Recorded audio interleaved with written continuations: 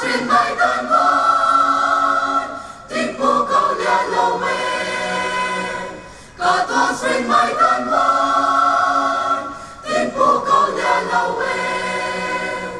này cát cát su nào hai tôi lia lâu mê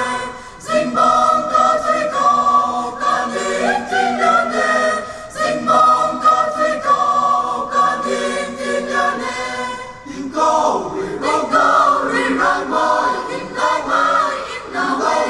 cả toan xuyên mai tan quan tiếng phù cầu lia lâu mê cả toan xuyên mai tan quan tiếng phù cầu lia lâu mê Andika tui kasih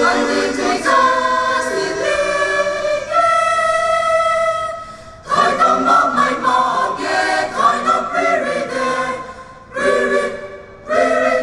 Thai nông riri đê Andika tui kasih Andika tui ghé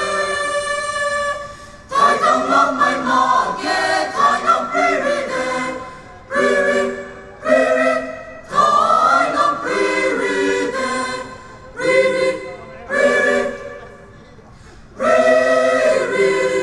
Thai nông riri đê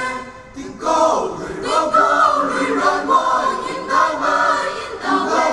cả toan xuyên mai tan quan tiếng phù cầu in đau mê cả toan xuyên mai tan quan cả toan xuyên mai tan quan cả toan xuyên mai tan quan tiếng phù cầu lia lâu mê tiếng phù cầu lia lâu mê lia sai lâu mê cả toan xuyên mai tan quan tiếng cả toan xuyên mai tan quan tiếng phù cầu lia lâu mê cả toan xuyên mai tan quan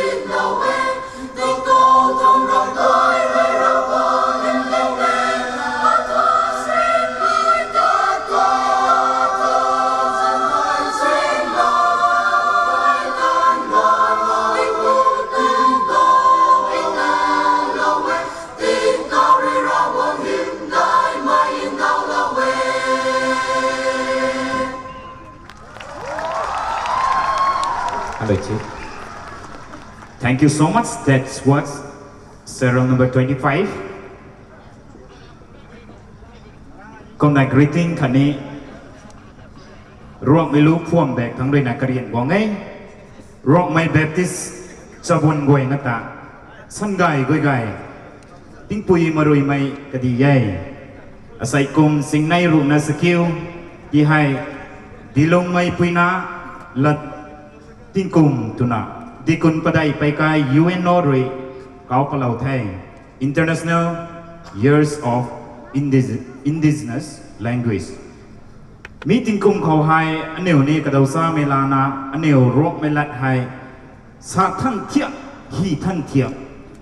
kháng cả rắm thao đi khô tu na rộng mê lú phuông bẹc thắng rồi na cả riêng buông bị tổ ngay mấy mặt thiếu na tí hai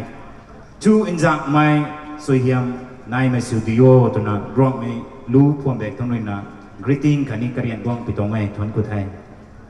Xuân Suy na solo của mày serial number 25 tại Gà Tàu Baptist Church. Mày quay na cái điều tình ý thuần của thầy để bạn được suy đâu lâu